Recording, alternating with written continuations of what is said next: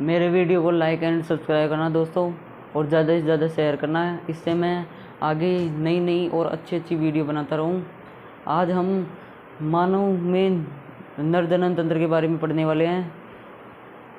नर जनन तंत्र किसे कहते हैं? शुक्राणु के उत्पादन तथा मादा के शरीर तक पहुंचने वाले अंगों को संयुक्त रूप से नर जनन तंत्र कहते हैं।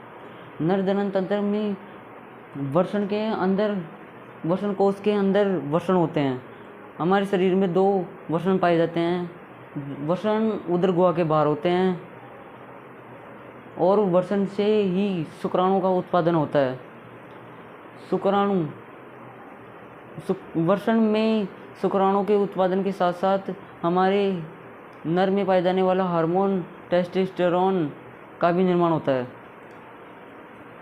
हमारे शुक्राणु जो कि शुक्र वाहिकाओं द्वारा हमारे लिंग से प्रवेश करते हुए मादा के योनि मार्ग में प्रवेश करते हैं और अंड वाहिका के साथ अंडाणु से मिल जाते हैं। हमारे शरीर में प्रोटेस्ट ग्रंथियाँ और शुक्राशय पाए जाते हैं जो कि शुक्राणु को तरल माध्यम में कर देते हैं, जिससे उनकी गति सरलतापूर्वक हो जाती है। हमारे शुक्राणु तथा मूत्र दोनों एक मार्ग से गुजरते हैं, इसलिए इसे उभय मार्ग भी कहा जाता है। मूत्राशय में मूत्र इकट्ठा होता रहता है तथा वह भी शुक्र वाहिका या फिर मूत्र वाहिका जिसके द्वारा मूत्र। हमारे वीडियो को लाइक एंड सब्सक्राइब करना दोस्तों, और ज़्यादा से ज़्यादा शेयर करना। इससे मैं आगे बढ़िया वीडियो बनाता रहूं। आज हम नर जनन तंत्र के बारे में पढ़ने वाले हैं। तो नर जनन तंत्र किसे कहते हैं? शुक्राणु का उत्पादन करने वाले और मादा के शरीर तक पहुंचने वाले अंगों को संयुक्त रूप से नर जनन तंत्र कहते हैं। नर जनन तंत्र में वृषण कोश के अंदर 2 वृषण होते हैं। वृषण के अंदर शुक्राणु का निर्माण होता है तथा यहाँ हार्मोन का निर्माण होता है। नर में टेस्टोस्टेरोन हार्मोन पाया जाता है, उसका भी उत्पादन वृषण द्वारा ही होता है। वृषण जो कि उदर गुहा के बाहर स्थित होती है, इसका तापमान शरीर के तापमान से कम होता है। इसी कारण शुक्राणु का निर्माण होता है। शुक्राणु शुक्र वाहिकाओं द्वारा हमारे शीशन तक पहुंचते हैं। शुक्राणु जो कि प्रोटेस्ट ग्रंथि तथा शुक्राशय जो कि अपने स्राव को शुक्र वाहिका में डालते हैं, जिससे शुक्राणु तरल माध्यम में आ जाते हैं और शुक्राणुओं के गमन में आसानी होती है।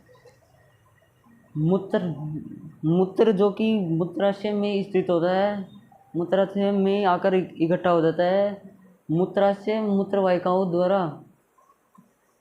द्वारा शीशन से बाहर की तरफ आता है। शुक्राणु और मूत्र दोनों एक ही मार्ग से आने के कारण इन्हें उभय मार्ग भी कहा जाता है।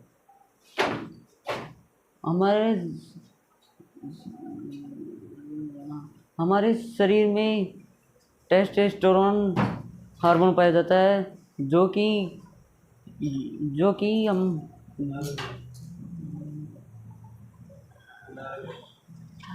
कि नर में पाया जाने वाला एक हार्मोन है।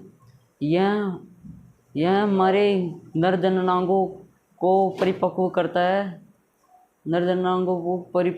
है और हम वृषण कोश शरीर से बाहर उदर गुहा में इसलिए होता है क्योंकि शुक्राणुओं के निर्माण के लिए शरीर के ताप से कम ताप की आवश्यकता होती है, इसलिए वृषण उदर गुहा से बाहर होते हैं। शुक्राणु की आकृति पूंछ के आकार की इसलिए होती है क्योंकि शुक्राणु जो कि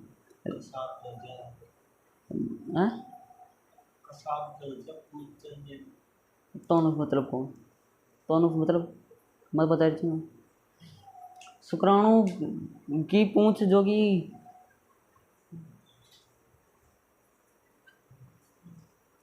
कहीं सोच रहे थे तो इनका ज़्यादा स्टाइल मत मारो, बाली का चल शुक्राणु की पूंछ इसलिए होती है क्योंकि मादा की मादा की अंडवाहिका तक पहुंचने के लिए शुक्राणु अपनी पूंछ के द्वारा गति करके ही मादा की अंड वाहिका और अंडाशय में पहुंचते हैं, अंडवाहिका से अंडाशय में पहुंचते हैं और अंडाशय में मादा की जनन कोशिका अर्थात अंडाणु होता है। तो अंडाणु के साथ शुक्राणु का संलयन हो जाता है और इसे ही हम निषेचन कहते हैं। मानव नर जनन कोशिका अर्थात शुक्राणु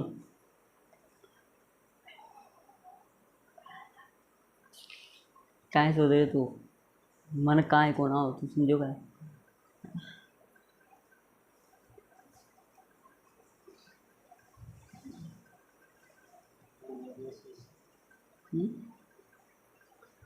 बेकार दिखे दी मुँह दो चित्र सुनाऊँ काहे के जी एक मिनट में क्या मैं 5 गर्भ निरोधक युक्ति है बता दी तुम्हें, वापिस बनाऊंगा ना अभी का चित्र मटाना अभी का चित्र बनाना फिर की बनाऊंगा ना फिर को गर्भ निरोधक युक्तियाँ बना फिर बस पूरे 5-5 मिनट को बताऊंगा।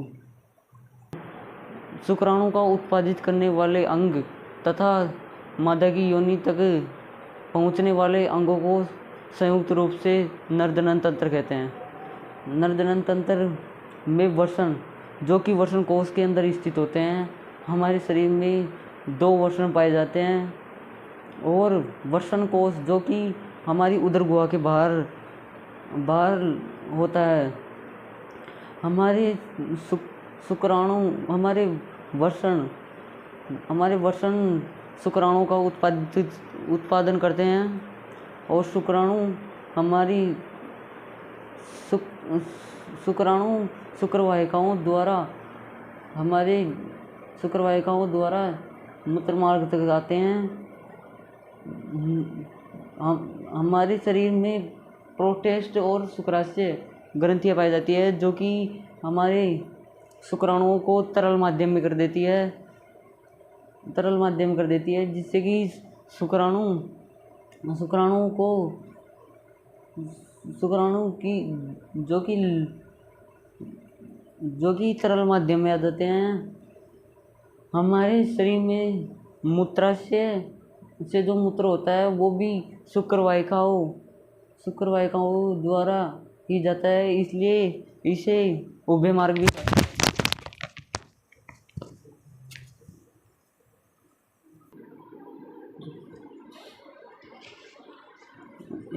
शुक्राणु जो कि शुक्रवाहिकाओं के द्वारा हमारे शिश्न तक पहुंचते हैं।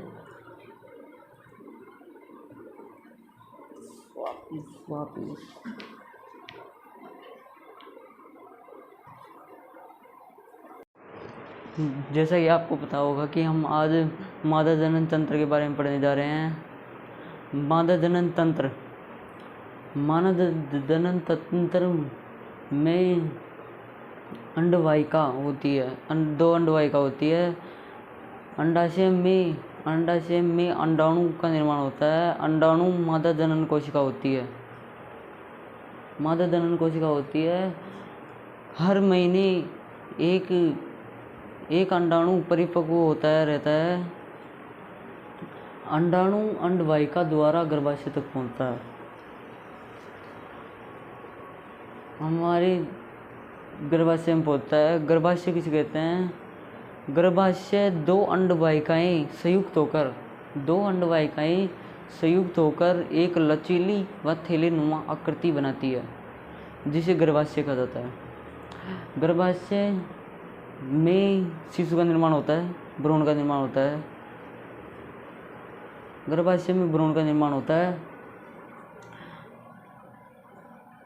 और जो कि इसके गर्भाशय के नीचे का भाग ग्रीवा होता है जो कि योनि में खुलता रहता है। मादा मादा का अंडाणु और नर का शुक्राणु का संलयन निषेचन कहलाता है, और निषेचन से जायगोट का निर्माण होता है। एक अंड का परिपक्व होता है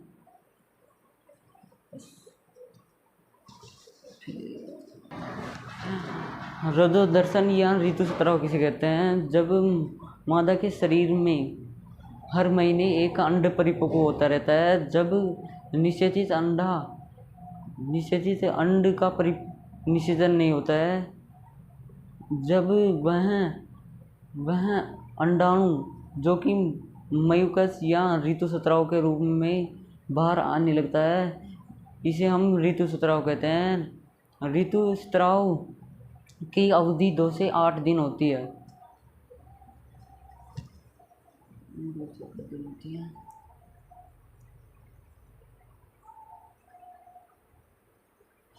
मादा के गर्भ को बहुत सी युक्तियां अपनाकर गर्भपात भी किया जाता है, गर्भ को रोका जा सकता है। जैसे हम गर्भ निरोधक गोलियां लेकर भी गर्भ को रोका जा सकता है, अर्थात हमें गर्भ निरोधक गोलियां लेने से हमारे शरीर में हार्मोनों का संतुलन नहीं रहता है। ऐसी स्थिति में मादा के शरीर में भ्रूण का निर्माण नहीं होता है। दूसरा, कंडोम इस विधि का उपयोग गर्भ को रोकने के लिए किया जाता है, और अन्य युक्तियां जैसे कॉपर्टी लूप, शुक्रवाहिकाएं अवरुद्ध कराना। नर के अंदर शुक्रवाहिकाओं को धागे से बांध दिया जाता है, या उन्हें शल्य क्रिया अर्थात सर्जरी के द्वारा उन्हें हटा दिया जाता है या काट दिया जाता है। उसे हम वैक्सेटोमी कहते हैं। और ट्यूबेक्टोमी, मादा में अंडवाहिकाओं को अवरुद्ध करा दिया जाता है या उन्हें धागे से बांध दिया जाता है, इसे हम ट्यूबेक्टोमी कहते हैं।